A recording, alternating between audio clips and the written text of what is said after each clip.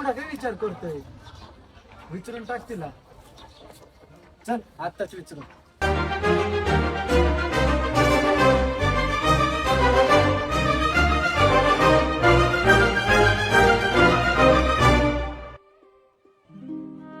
किती देऊ चहा?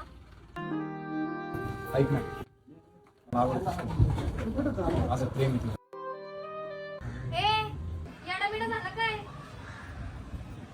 हे असलं बोलायचं असेल ना परत येऊ नको इथं. जा.